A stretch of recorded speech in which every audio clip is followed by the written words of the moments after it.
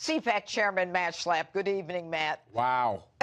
Wow. I think that's the word humdinger, maybe. Well, I got to tell you, he had that place on his feet. Oh. But more than that, didn't he just come off a plane after having traveled halfway around the world? Something like 40 hours in the air and less than 40 hours on the ground, and he comes right, as I said in my remarks, he walked away and walked right over to CPAC. Yeah, he did. Which was just awesome. And you should have felt great. I mean, you run CPAC. You're in charge of it. You had how many speakers there this year? About 200 speakers. We had half the cabinet, a bunch of West Wing senior staffers for the president. We obviously had the president and the vice president. You had a lot of good speakers there this year. A lot of great speakers. We had Van Jones, which was interesting. Well, I want to talk to you about Van Jones, but I do want to talk about the president first. Look, the president gets off the plane. He delivers what many of us believe to be the longest speech he has ever delivered since he's been the president.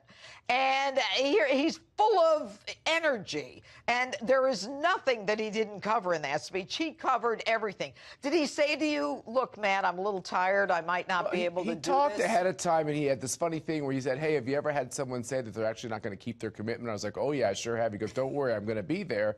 But, you know, it's been a real busy trip, and let's see how it goes. I don't know if I'm going to really be energetic. And he was pretty energetic. And then when he got done, Judge, he was ready to keep going. I bet he could have gone another hour. He definitely could have. He feeds off the energy of those college kids. Yeah. You can see he just loves every minute of it. Well, he always feeds off the energy of his audiences, and that's why I think he should get out of the White House and just go out there and talk to the people of this country, whether they're college or whether they're senior citizens. He is of the people. But let me ask you this. Van Jones. Now, here's this guy who was a drug czar. Wasn't that what he was? Something like that. And he works for CNN. Green energy czar, yeah. Yeah, some czar. He was a czar. I think of drug czars because that's the only thing I'm accustomed to from my background.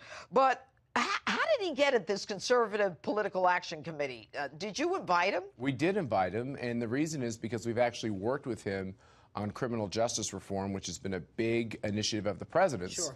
And Van Jones is one of the liberals with character, I'll say, who, when the president does something right, he supports him. And that's almost like a lost cause with liberals. It's hashtag resistance. They hate everything about him. Well, but, okay, so he came and gave credit where credit was due in prison reform. He did. Did he say anything about getting pushback from the left? Yeah, he said he was already. Yeah, he said he was going to take it for being there, and he sure did. I watched the Twitter, and some people were pretty brutal, and I don't think he cares because I think he believes he is character. And when the president does the right thing, he believes he should support him. All right. Now, you do this every year. We do.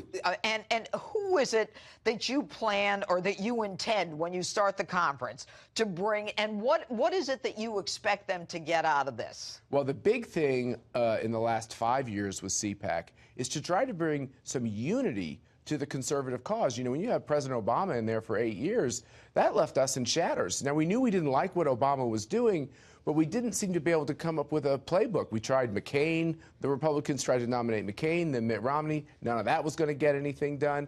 And then we had that primary in 2016. I think CPAC had a big part in making folks realize that politics for the Republicans needed to change and change fast, because they were never going to win again. Well, and you know, we should learn from the Democrats not only how to stay cohesive, but also, you know, how to circle the wagons when somebody comes after one of us. But that doesn't happen. And I think, lastly, I just want to ask you, I mean, you've had the president for the last 3 years. 3 years. That's right. I mean, that's pretty, it says a lot for you and your organization. Reagan spoke every year of his 8 years. The difference is with President Trump is it is a central part of how he explains to the American people what he wants to do.